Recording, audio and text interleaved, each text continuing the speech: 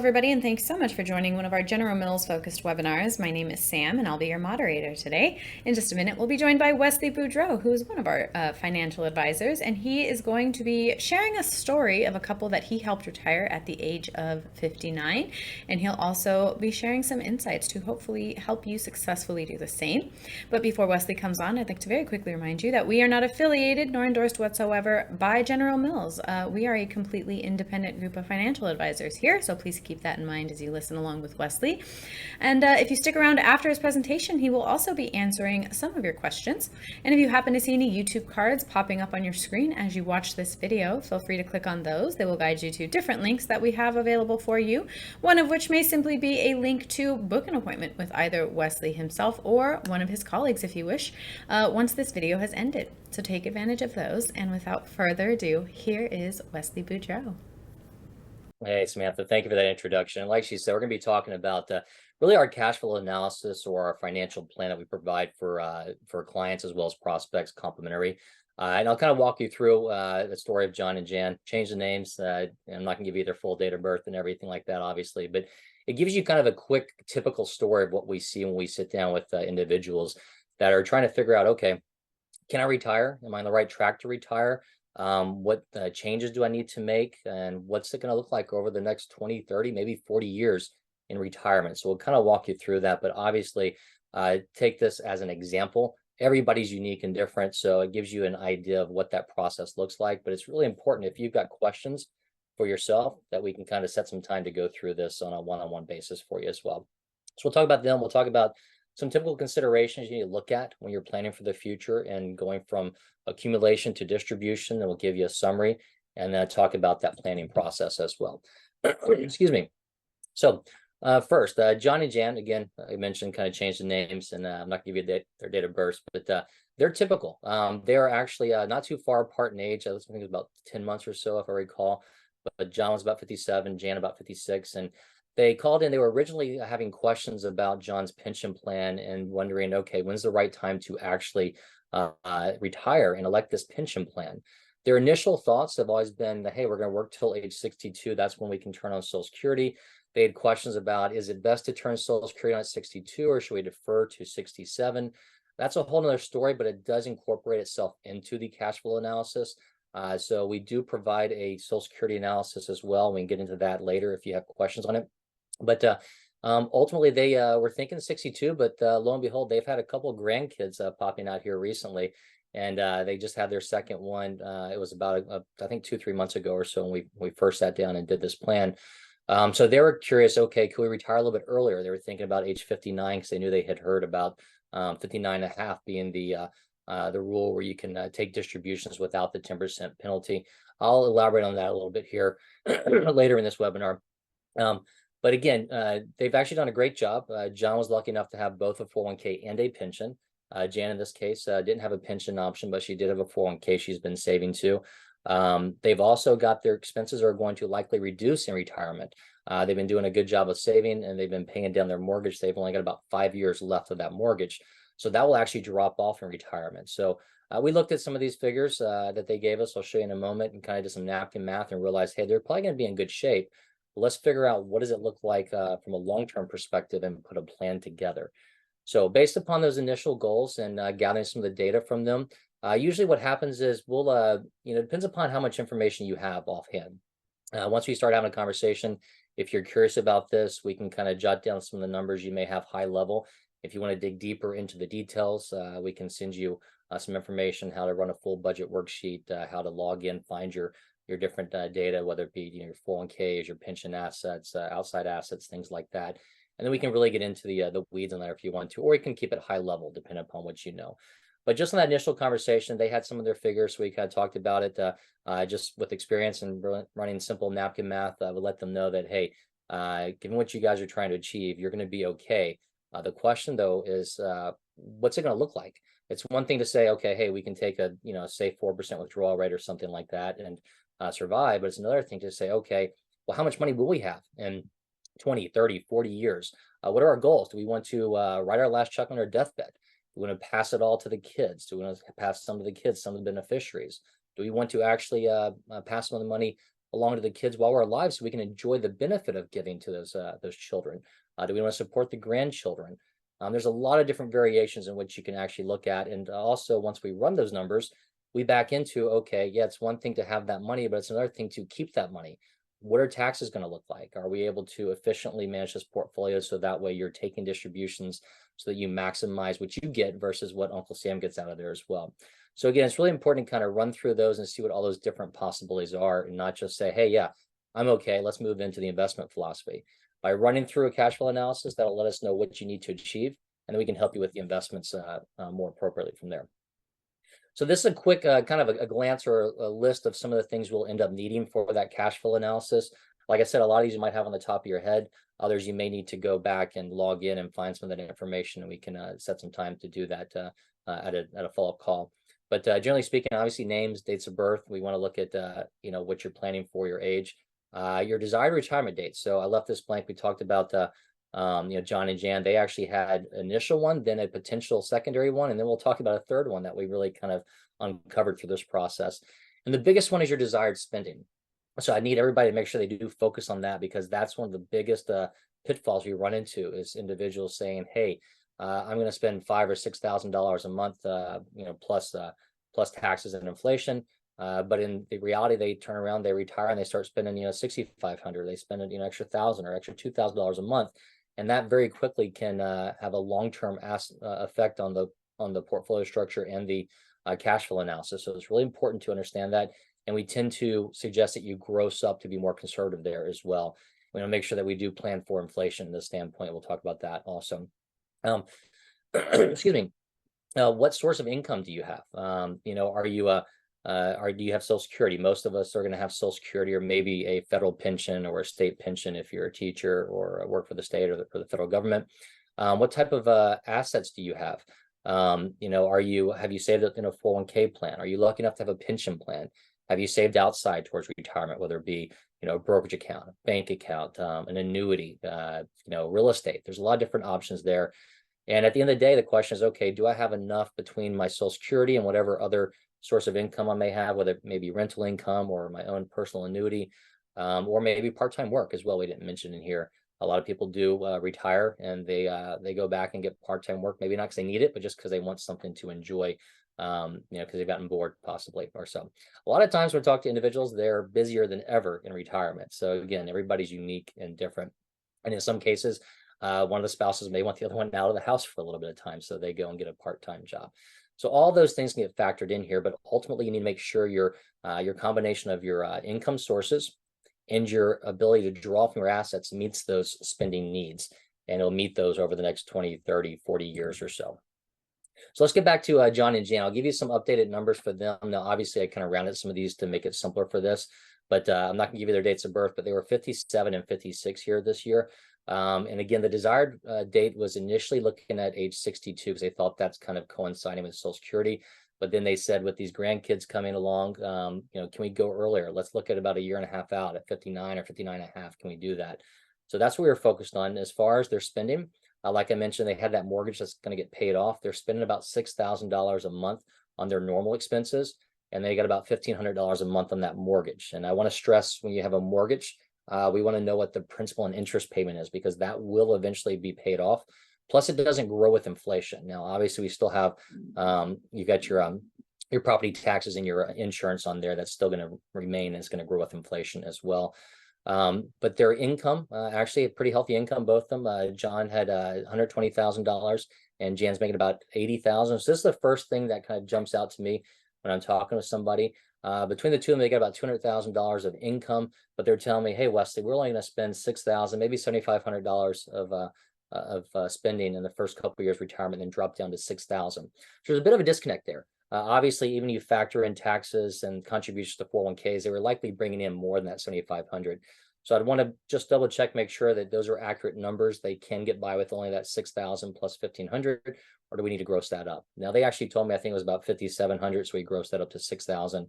And the beauty of the tool is that when we run through here, we'll back into the max spending levels, so you kind of know what your thresholds are as well. So you don't have to be 100% accurate on that first trial. I usually call that the rough draft, if you would. We go through the process, figure out where we are, and we can make some tweaks and deviations from there. Excuse me. So their retirement assets.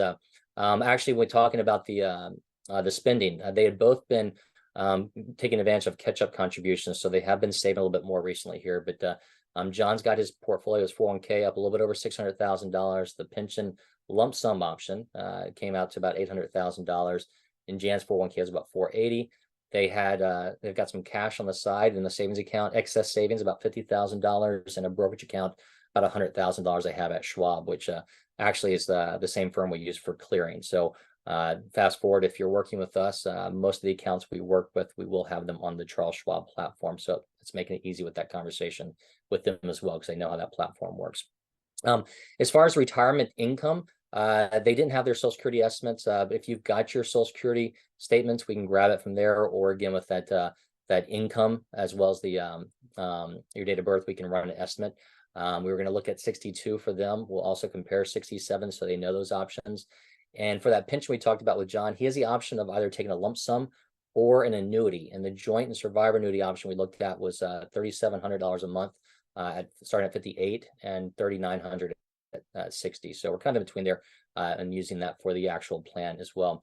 And as I mentioned, going back to that income, that also can, if you're, let's say, if you've got 3 or 4 or 5 or 10 years to retirement, by understanding your income and what percentage you're contributing to your 401k, we also factor that in. So you may have a couple more years of additional savings. We might put in there, okay, you're putting in 10%, company matches 3%, so 13% of, let's say, $100,000 is getting saved for the next couple of years as well prior to retirement.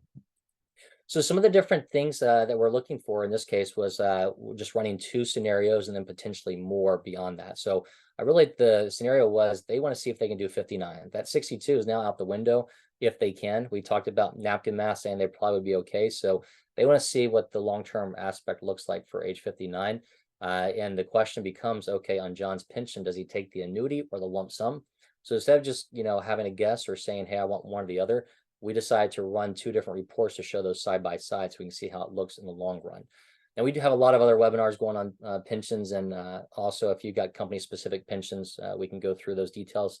But generally speaking, the annuity is going to be beneficial for you if you want longevity protection, because it's going to continue to pay for the rest of your life. However, inflation is going to erode that over time. Also, you're not going to have a cost of living adjustment in there usually. And then again, God forbid something happens to you sooner rather than later, then the company can keep a lot of that. The pension lump sum is going to give you more flexibility for management of it on your own, distribution to your beneficiaries in a better manner. But it does come with some risk if you mismanage that or spend through it too quickly. So these are all conversations to have, and running the cash flow analysis is a good way to do that.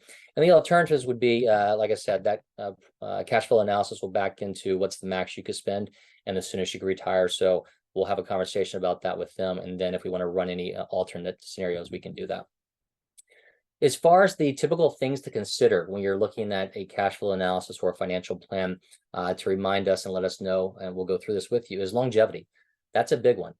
So the biggest risk to a retirement portfolio is living longer, making it to age 100, 110, who knows? But again, everybody's different. I've got clients that, they've got parents and grandparents that made it into late 90s, even their hundreds or so.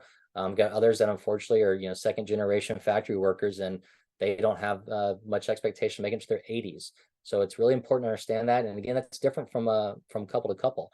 You might have a husband that doesn't have longevity on his side, and you got a wife that does have longevity on her side, and she may be a little bit younger. So you got to plan for those different age breakdowns and not just focus on that one person. Look at that long-term aspect and making sure that he or she is taken care of if you were to pass away as well. What are your spending needs? Again, we focus on what do you need, and we gross up inflation and taxes there. But a lot of times it's focused on needs versus wants. Sometimes we want to make sure our needs are covered by Social Security or maybe another form of guaranteed income. And also it could be fixed or variable. So let's go back to John and Jan. Another aspect, and we talked about this after running the first scenario, is, okay, what if maybe they want to spend, an extra $15,000 a year on traveling for the first 10 years, then maybe drop that down to, 7,000 or 10,000 for the next 10 years. Maybe they wanted to add in a new car every 10 years. Maybe you've got a daughter that's getting married in a couple of years. You have to pay for a wedding, unfortunately. There's a lot of different things you can put in there, so we can be as detailed or as generic as you want to, but we need to start somewhere, obviously. As I mentioned, we gross up for taxes. The rate of returns, we tend to look at a very conservative rate of return. We do run a Monte Carlo simulation, so you can see variations. But generally speaking, we back into saying, okay, let's just run a 5% rate of return to be very conservative, 5 or 6%, and we can actually guarantee 5% right now in money markets even. So if you're looking at that, then we know if we're going to tell you, hey, you've got the ability to retire now, we're going to be certain about that. We're not taking any additional risk and running it for, let's say, an 8% return, which is very subjective and could be detrimental to telling somebody, hey, you could retire if you think you're going to expect an 8% return forever. Then it also brings in distribution plan. I mentioned before, how do we actually take out those assets? What are some of the tax beneficial strategies? What account do we take it from, or what combination do we take it from? RMDs come up, whether you are going to be at 73 or 75, you'll be forced to start taking withdrawals eventually. And that backs into whether we want to look at Roth conversions prior to that. And then your legacy planning. Are you, again, looking to write that last check and be happy about it? Or are you looking to plan for a legacy, whether it be for your kids or church or charities, or a combination of those? We get into all those different options and how estate planning can affect that as well. So a couple charts here, just worth noting. One of the biggest things to remember is, where are you going to retire?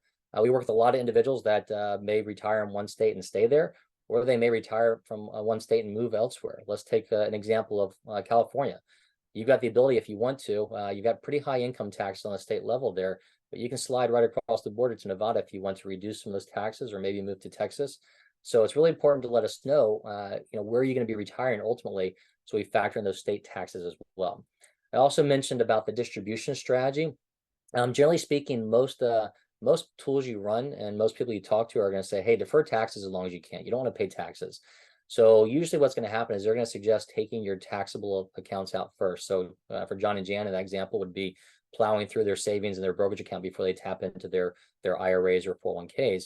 But in reality, that's not the right thing to do, because what happens is, yes, it saves you taxes the first couple of years, but now you've exhausted those sources, and now everything's going to be taxed. A combination of your Social Security and your retirement distributions from your IRAs. Another way to do that would be kind of looking at the tax brackets year by year and taking out what makes sense for your specific tax bracket. So even if you didn't have, even if you just took out, let's say for John and Jan, if you just took out the standard deduction, you're not going to pay any tax on that whatsoever. So you can take out over $20,000 and have it tax free. Then you can factor in, okay, well, they're based upon their spending, they're going to be in that 12% tax bracket in retirement. I'd argue that's a pretty favorable tax bracket. Likely they may go higher down the road. So we might say, let's max out that 12% tax bracket, take out distributions from there. And it could be that we even take out more and do Roth conversions. We can get into that in another scenario as well. So that way we're able to mitigate potential future taxes for themselves and their beneficiaries as well. So again, very important to understand how to take that money out. So let's go ahead and jump back to John and Jan, kind of wrap up their situation. So they're lucky enough to live in Texas, where there's no state taxes. So they're just focused on federal taxes in here. And again, the plans we ran were to retire at age 59, and they both were in great shape. We ran those plans. They could have retired at 59 and had excess savings beyond age 100. They both had longevity, so we ran it that far out. Again, you can tell us run it to 90, 95. You can tell us run it to 120 if you want to. It's really up to you. Focus on longevity. But so they have the ability where they can either retire earlier, spend more, or a combination. They could actually retire earlier and spend more, which is what we looked at when we ran the second scenario here, the ability for them to actually retire here later this year, still at age 58 or so. But each of the scenarios also brought up the conversation around Roth conversions, as well as RMD planning and the taxation strategies, which also backs into the pension planning options as well. So this is kind of a quick just example of one of the charts that we see on the cash flow analysis. The top one's going to be the plan one we ran, assuming they took the lump sum. The bottom one is assuming they took the annuity. And one of the biggest things you'll kind of see or jump out is that difference of orange and dark blue on there. So the orange is them taking withdrawals from their accounts, whether it be the IRA or 401k. And the blue, excuse me, the blue is their guaranteed income. So Social Security and potentially that pension. So what we see is in that bottom one, there's a lot more dark blue, and it's essentially meeting their retirement needs because they've got that guaranteed Social Security and the annuity. And then the change of that light blue, and then you see kind of a jump up in that black line, that's their expenses. It jumps up because that's where the RMD kicks in. They're forced to start taking withdrawals whether they want to or not. And that RMD forces them to take out more than they need, which in turn bumps up their tax brackets as well. So it forces them to pay more taxes than they otherwise would probably want to. So this still gives us, 13, 14 years of planning ahead of us as far as looking at Roth conversions and strategies to kind of whittle down that IRA so they can actually have tax-free income for themselves and their beneficiaries versus getting hit with that RMD at a level they may not be comfortable with. And who knows where tax brackets will be at that point in time as well. So again, going back to these, the outcome's very similar to both. They both had plenty of money at the end. The question becomes, do we want that guaranteed income for life, or do we want the flexibility to take that lump sum and manage it on our own? For the pros or cons on there, and the ability to actually potentially maybe make more off of that and have a cost of living adjustment on there versus that annuity. So again, it's important to run these side by side and have a conversation through there. So what are they actually doing? They are electing to actually retire sooner after going through this and understanding, hey, they're in good shape. They can actually retire sooner. They're retiring this year and focus on spending some more time with those 2 grandkids and the expectations that more may be along the way. However, we looked at the pros and cons of the pension for John. And even though we're not making the ultimate decision right now, they're wanting the flexibility of that pension as the lump sum so that they can control that. They can control it for tax purposes, for distribution planning purposes, for passing it on to beneficiaries. Chances are we'll look at probably outperforming that annuity over the long term. When we run those reports, we run them, like I said, at 5%. So that's a very safe rate of return. At that rate of return, the annuity and the lump sum look about similar, but if you get about 5.5%, 6%, which is still fairly safe rate of return, that lump sum is going to start to look better and better. But I will be cautious about the 2 biggest things I do see and mistakes on people taking that lump sum is if you are managing yourself and you're too aggressive and you could lose some of that money or all of it, or if you've got spending issues or you got family that may come tapping on the door saying, hey, can you help us out? I've seen both of those situations, unfortunately, where people do plow through that money too quickly. At the end of the day, we're here to manage it for them and kind of police them and tell them what to do and how to do it, but you can still take it and do whatever you want when you want. So be very careful about that. And one of the things I didn't bring up before is they're both, if they're retiring here at 58 and 57, they're both under 59 and a half. So we need to be careful about how do they take distributions and avoid that 10% penalty that happens up until 59 and a half. So that's another benefit of working with the retirement group. As fiduciaries, we're not going to say, hey, roll everything over to an IRA so we can manage it for you. And that's in our best interest. We're going to focus on how we mitigate the taxes and the tax penalties. So we're going to tell them to actually keep some money in their 401k to bridge that ability from 58 and 57 to 59 and a half. So that way they can take distributions from the 401k, taking advantage of the age 55 rule. If you retire from a company age 55 or later, you can take distributions without that 10% penalty. So in summary, we'll wrap this up and see if we have any questions. A lot of times, many people, they come to us just with kind of a guess or an estimate of what they think they need to meet their goals. And sometimes they don't even have all the questions that they need. So you may think you're somewhere. It's really important to, kind of have a conversation with us and take advantage of that complementary cash flow analysis, because at a minimum, it can at least confirm what you thought. So in the case of John and Jan, it kind of confirmed what they thought, but also took it a step further, telling them, hey, they're in better shape. They can do something different if they want to. And really, at the end of the day, what it did is just meant that they were able to retire a little bit earlier. And yes, it did cost them some money in the long run, but it cost them a little bit of money passed on to the beneficiaries. So it may come down to the question, okay, what's an extra year of retirement, a year and a half or 2 years of retirement value worth to me versus working just to pass more money onto to my kids. So again, it's really important to kind of run that review and see what it looks like on paper. And we can then talk about the emotional aspects of when's the right time for you to retire, and look at running some different approaches if you want to see different variables in there as well. So unfortunately, right now, about 3/4 of Americans over 50 don't have a written plan. The process, if you give us a call or email us to start that process, is have a conversation with myself or one of our other advisors. We'll go through some of those questions. If you have all the information, great. Otherwise, we can email you what we need to get. Once we get the numbers back from you, that could take, could take a 10-minute conversation, or it could take you emailing it back to us or calling us back. Give us about a week to put those numbers together, and we'll set some time to run through that. And like I said, I call that the first draft, and we can go through and make some tweaks if you want to. But ultimately, hopefully, we're going to show you that you are on the right path to meet those goals.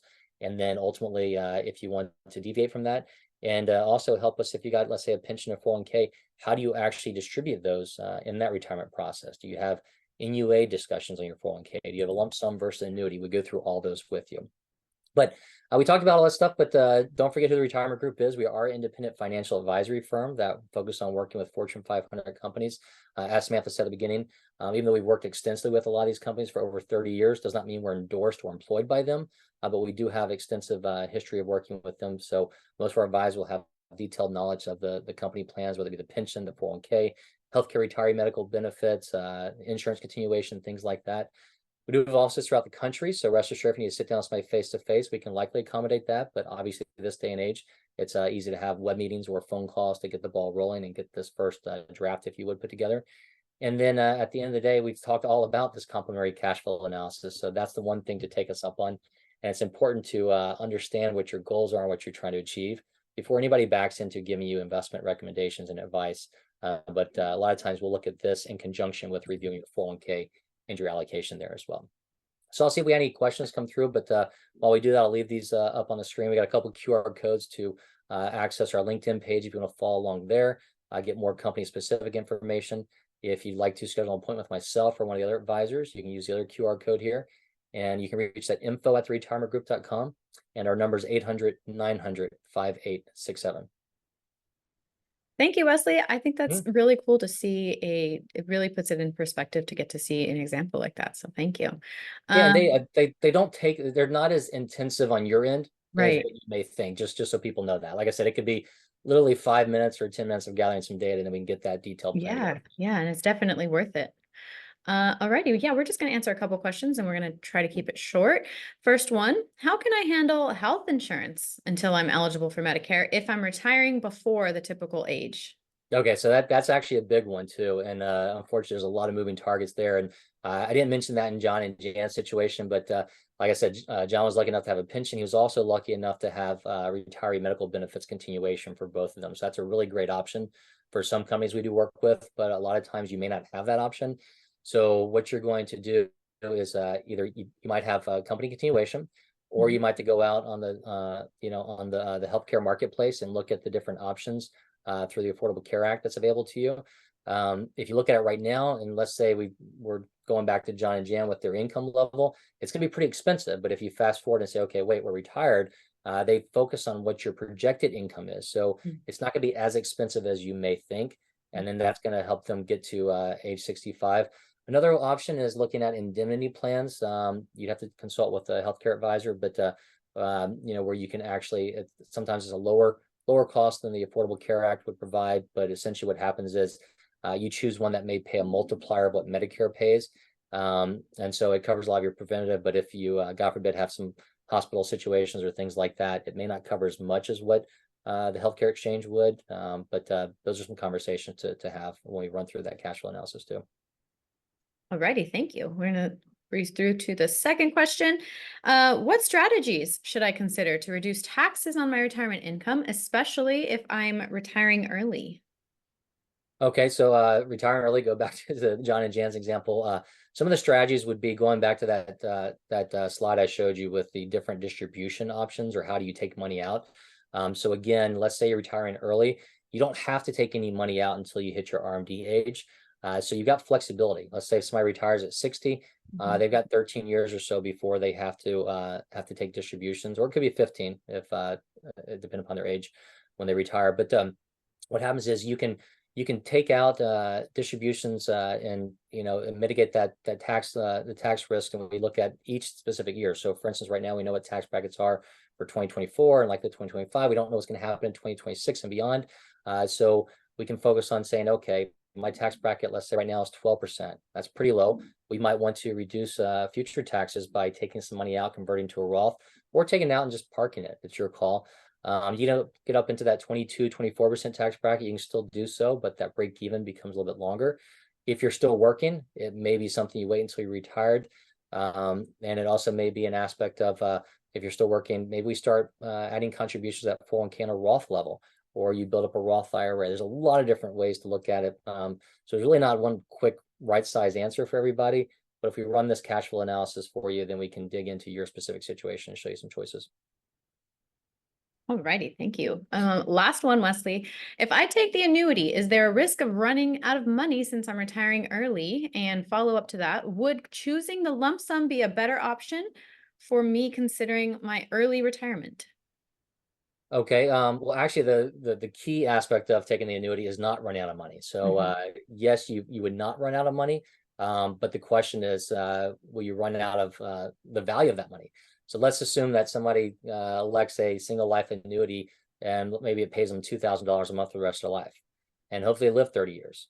Well, that $2,000 is going to be the same for the next 30 years. So as we go on and inflation continues to build up, they're not going to be able to buy as many hamburgers or as much gas or milk or things like that with that same $2,000. So you won't run out of money, but your purchasing power will erode.